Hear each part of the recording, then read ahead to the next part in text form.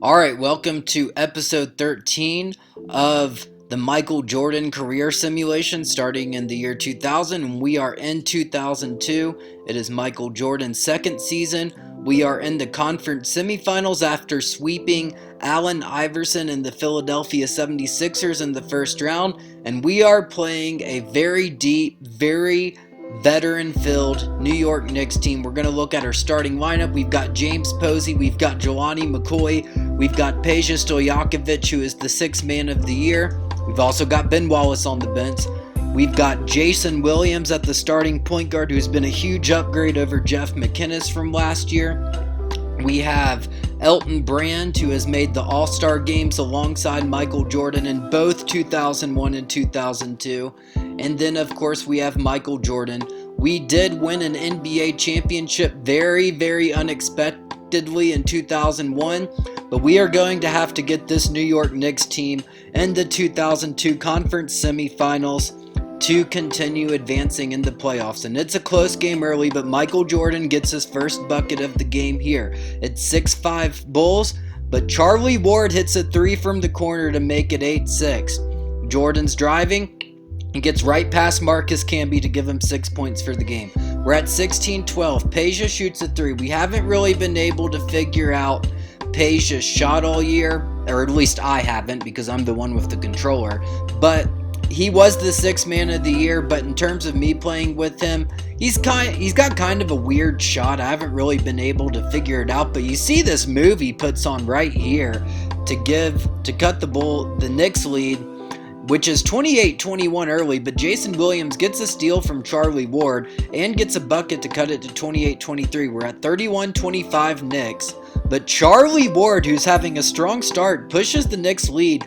But Jordan gets a basket on the other end, and he's in double figures early. It's 35-27. Jordan blows past the defender. So we haven't mentioned this yet. So the starting shooting guard for the Knicks, they're a very deep team, but they don't really have any shooting guard depth. You see Charlie Ward has 21 points at halftime, but their starting shooting guard is Corey Benjamin. Now that's interesting because if you know a lot about Michael Jordan, there's a big story where Benjamin, he played for us last year and won a ring with us actually, but he didn't really play much. But in real life, the year Michael Jordan retired, after in 1999, a 35-year-old or 36-year-old retired MJ played Corey Benjamin one-on-one after Benjamin said he could beat him, and he absolutely destroyed him.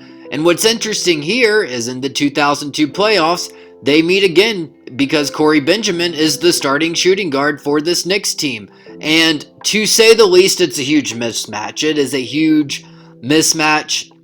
And Jordan has over 30 points in the third quarter. And honestly, even with the increased difficulty, we increased the difficulty even more considering we swept the 76ers in round one. Although that was kind of expected. They were only 37-45. But look at this poster dunk by Michael Jordan. But the Knicks have less wing defenders to guard Michael Jordan. At least the Sixers had Larry Hughes and they had some other dudes who could guard Jordan. And Jordan was held to only 32 points a game in the first round, but he's already surpassed that in the third quarter here. But the thing is, the Knicks are keeping everyone in check besides MJ. And here we're in the fourth quarter and they're up 2 points. And then Corey Benjamin, who we just mentioned, hits a two to make it 98-94. He's got 9. And we are trying to win game one, and James Posey comes up with a huge three-pointer to cut the lead to 1. We're at 197, but Corey Benjamin, again, somehow that gets that to go in. But then Jordan on the other end with a huge dunk. And we are at 104-99 currently. Just over 8 minutes left. And then Charlie Ward with the step back three from over 30 feet to give the Knicks an 8-point lead. Although Jordan comes back quick on the other end, he's got 42 points and the rest of the team only has 59. Jordan did have a slightly injured hip during last series, so he was somewhat limited, but he's at full health now and it's showing. But the Knicks have a lead. It's 111-103.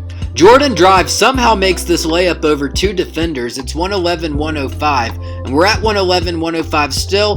Jordan gets fouled, and they called the flagrant on Marcus Camby. He makes one of two, and then Jordan drives, gets another bucket. He cuts the lead to 3. And then we get the ball back quickly again. Jordan gets fouled. He makes both free throws, but the Knicks have the ball on the other end, and Charlie Ward misses the shot. We pass it up to Jordan. He's got an open lane. We are going to take a 1-point lead. But the Knicks are keeping it close, and Marcus Camby, who was an All-Star in the 2002 All-Star game, makes that shot, but Jordan comes back quickly on the other end. He's got over 50. But Marcus Camby, actually, yes, that is Camby. Marcus Camby again. We're at 116-115. Elton Brand gets fouled. He makes both free throws. And I believe that is Charlie Ward who makes the mid-range shot. Charlie Ward has been getting buckets this game. And then Ruben Patterson gives the Knicks a 1-point lead with just over 3 minutes left. But Jordan drives past 3 defenders, makes a layup, and he gives the Bulls the lead. But look at Kurt Thomas with a huge shot to give the Knicks back a lead. Jordan gets fouled on the other end. He's at over 50. It's 121-21, and Jordan does make the free throw to give the Bulls a 1-point lead. But then the Knicks miss a mid-range. We pass it up to Jordan. He's trying to make something happen, but they do stop his momentum. We give it to Jason Williams. We try to get it to Jordan, but Corey Benjamin with the steal. The Knicks can take a lead here, but Elton Brand gets the block. Michael Jordan gets it. We're under a minute and a half remaining, and Jason Williams gets fouled on the layup attempt. He makes one of 2. Charlie Ward on the other end. The Knicks are trying to stay in this game. There's just over a minute left in Game 1 of the Eastern Conference Semifinals in 2002. They attempt an alley-oop pass. It fails miserably. MJ gets it. Posey's on the run, and Posey makes a layup to give the Bulls a 4-point lead. On the other end, Charlie Ward gets fouled. He makes both free throws.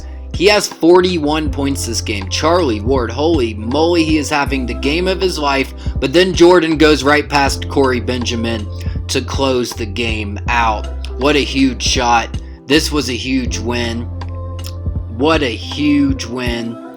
It's 127-124. It's not over here yet, but we did win this game. As Larry Johnson missed the free throw, Jordan drives. He gets fouled. He made both free throws, and the Knicks are down 129-124. Kind of spoiled it a little early on this one, but yeah, we won.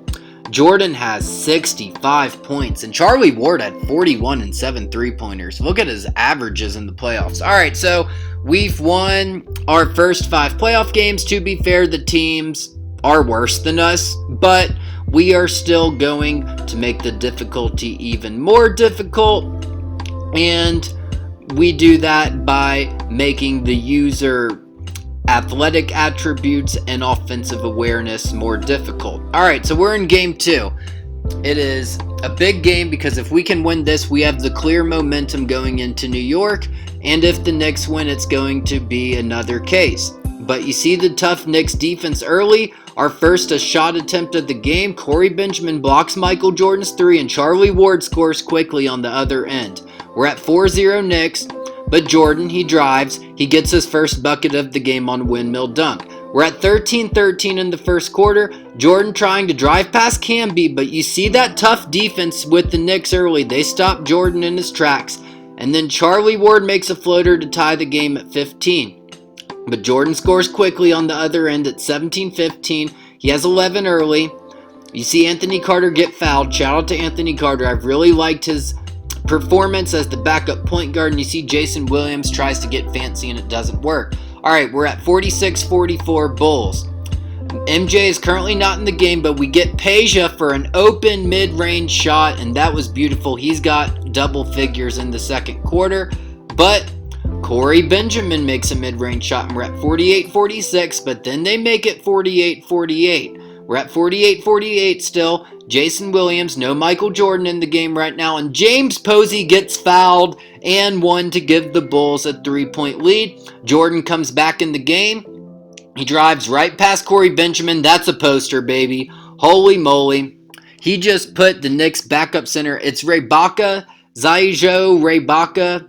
I forget him. I kind of remember him, but my memory's a little foggy, and I'm usually pretty good with remembering all of these players. But MJ has 22 at the half. Marcus Camby, 14, 8, 2 blocks, 2 steals. And you see this Charlie Ward mid-range jumper in the third quarter to put the Knicks up 1. MJ misses. The Knicks are in transition. Charlie Ward has the ball. And then Larry Johnson dunks it, gets fouled and 1. So in real life, Larry Johnson actually retired in, I believe, 2001. So this is 2002, and Larry Johnson, a former number 1 pick, is still playing, and he's a solid contributor for this Knicks team that is in the Eastern Conference semifinals. We're at 66-66. MJ changes that. He gets a layup. He has over 20. 68-68. MJ, wide open lane, beautiful dunk. He's got 28. We're at 72-68 Bulls. MJ's driving. Marcus Camby cannot stop him on the perimeter, and MJ gets another dunk over Rebecca. But early in the fourth quarter, with this shot, the Knicks are up 7 points, and MJ currently isn't in the game, so the Bulls have to do something. And with that dunk, the Knicks on this player now up 95-84. Larry Johnson has the ball. He's trying to make something happen on Ben Wallace. He drives right past him and gets a shot to make this a 13-point game. So Jordan's back in the game. We're at 101-88. So just to update the status of where Jordan's at, this is his second season, just for anyone who's watching new. This is his second season. He is currently 23 years old. So in real life, this would be like when he was playing in the playoffs of 1986. Famously, when he scored 63 points on Larry Bird and the Celtics in the playoffs. But the nice thing about this simulation is this team that's surrounding Jordan is way better than the team that was surrounding him in real life. And Jordan won a championship his first year on this sim. And he's looking for a second already at 23 years old. So, I mean, his start to this simulation has been even better than it was in real life. You see this on the other end. Larry Johnson misses. It's 101-96 New York Knicks, though. Jordan passes to Jason Williams, but he gets blocked by Marcus Camby. And you're seeing that tough Knicks defense. They are making it very hard for us, but Jordan gets the ball and hits a beautiful fadeaway jumper. He's got 40. It's 101-98. Corey Benjamin gives it to Marcus Camby, who gets blocked by Michael Jordan. What a block. There's just under 6 minutes left. It's game 2 of the 2002 Eastern Conference semifinals. Jordan tries to shoot. He misses. Camby gets the rebound, and the Knicks get a bucket on the other end, but Jordan answers quickly. It's 103-100 Knicks. But Charlie Ward hits this three-pointer to give the Knicks a 6-point lead. And then the Knicks miss this. It's 106-102 now. Brand gives it to Jordan. Jordan is the toughest player in the league right now to guard in transition, even at his early age. Then Jason Williams gets a steal on Charlie Ward. He's driving. He ties the game at 106 with just over 4 minutes left. So both of these first 2 games in this series have been very, very close. But MJ gets an and one on Corey Benjamin on this shot. He gets the free throw. Jason Williams steals it from Charlie Ward again. He gives it up to Elton Brand, who gives it to Jordan. Williams is driving, but there's defenders there. They try to double Jordan. We give it to McCoy. We give it to a steal by Larry Johnson. And then the Knicks can take a lead here, and my goodness, Corey Benjamin just dunked on Michael Jordan. That is something I never thought I would ever say. He makes the free throw, but Jordan answers quickly on the other end. It's 111-111. So the Knicks have a chance to make it a 2-point game. Marcus Camby has 29, but he misses the free throw, and Michael Jordan on Corey Benjamin is the biggest mismatch in playoff history. But Larry Johnson keeping the Knicks up 114-113, but MJ quickly on the other end. He gets fouled. He made the shot and won. It's 116-114. Jason Williams gets the steal and the layup again. Shout out to Jason Williams for his perimeter defense this game. But Larry Johnson cuts the lead to 2. He's got 17. But MJ, oh my. That might be a top 5 dunk this series on Marcus Camby, who's averaging nearly 3 blocks a game. We're at 121-17, but once again, Michael Jordan, he's got 60 for the second straight game. Keep in mind, we are on what I would call triple Hall of Fame. We are on triple Hall of Fame. It's Hall of Fame with the sliders made even difficult even more difficult. But Marcus Camby makes a shot here. It's 121-124. But Jordan gets fouled. He makes both free throws. He has 64. And then Jason Williams, who has 9 steals in this game, gets another steal. Gives it up to Jelani McCoy. He's going to close out the game. So guys, we are up 2-0. Jason Williams, 12, 10, and 9 steals. And now that we've won our first 6 playoff games, we're going to make the difficulty even harder. So we downgrade the ability on the user end side of things. All right, this is game 3. We're not even going to go over this that much because it was pretty much a Bulls blowout start to finish. MJ has 27 with that free throw. It's 103-91. With that free throw, it's 104-91. At 108-95, Jordan has the ball. He has 30. He drives past Charlie Ward. And guys, this is a beautiful dunk. Look at this. He's driving on the side. He grabs the rim. Holy moly. That was an easy Bulls win. MJ 39, 8, 5, and 4. And he is averaging over 43 points a game in the playoffs. So last year on Hall of Fame, we averaged over 60 in the playoffs of Jordan. And you see the increased difficulty there. So this year we are averaging 43. That is a crazy dunk. But yeah, we're averaging 43. And part of that has to do with, honestly, even though the difficulty is upgraded, I would say the teams we are playing this year are easier. Last year we started on the Heat and the Bucks. We were going to play Ray Allen and the Bucks again in a rematch of last year's conference semifinals, it looked like.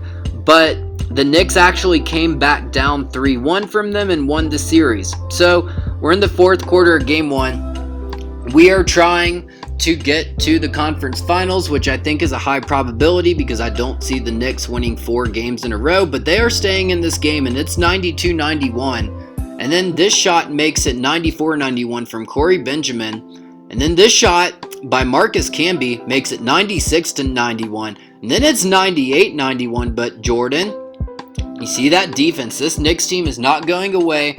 They're trying to push this series to game 5. But Pesha does get fouled here. He bails him out. It's 98-93. Jordan driving past Corey Benjamin makes it 98-95. Jordan's got 30.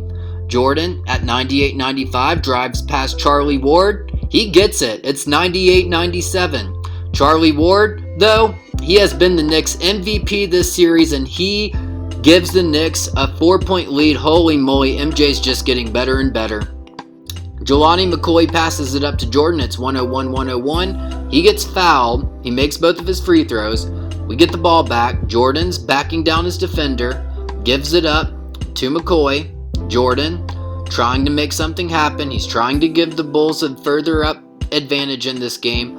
He gives it up to McCoy, but you see that defense by Marcus Camby. And then Charlie Ward can give the Knicks a lead here, but we get the rebound. Under 5 minutes left. Jordan driving. He gets fouled. That could have been a flagrant, but it wasn't. But Jordan made both free throws, and then he makes it a 6-point lead. And then he's got the ball again. Kurt Thomas can't stop him. Then he makes it an 8-point lead. And now we're at a 10-point lead, and he makes it a 12-point lead. He's got 52. And that's it. We win 122-107. This was a very, very tough first 2 games, but we did it after that. And Jordan has pushed his playoff average to 44 a game. We have swept both of the first 2 rounds, and we are increasing the difficulty, giving the CPU more of an advantage. Again, if we win a championship this year, I want it to be very difficult. I really want to play the Lakers in the finals, but Shaq, like last year's playoffs, is injured. It isn't as serious, though. In Game 4, the Lakers were winning most of the game, but the Timberwolves won at the end to give them a 3-1 lead. Portland could have closed this series out against the Kings, but Ron Artest, former Bull, scored 19 to get the Kings within reach, but the Blazers close it out in 6, and this would be a big storyline because we played the Blazers in the finals last year, but Scottie Pippen has torn his Achilles, but he is back, and he is healthy. But on the other end of things, without Shaq, things are looking dire for the Lakers. They just lost to the Timberwolves, and they're out of the playoffs. And in this simulation, the Lakers have not won a single championship. The Knicks won in 2000. And, of course, we won last year. But, guys, I can't tell you how bad I wanted a Jordan Kobe finals. That would have been absolutely incredible. But Shaq keeps getting injured in the playoffs, and it's looking like we could have a Grant Hill-Michael Jordan rematch from last year's conference finals. But the Heat win in 7, which means we will be playing the Miami Heat in the Eastern Conference Finals. Alonzo Mourning, Jamal Mashburn, PJ Brown. So we played the Heat in the first round of last year, but they changed some of their pieces. Tim Hardaway went to the Nuggets.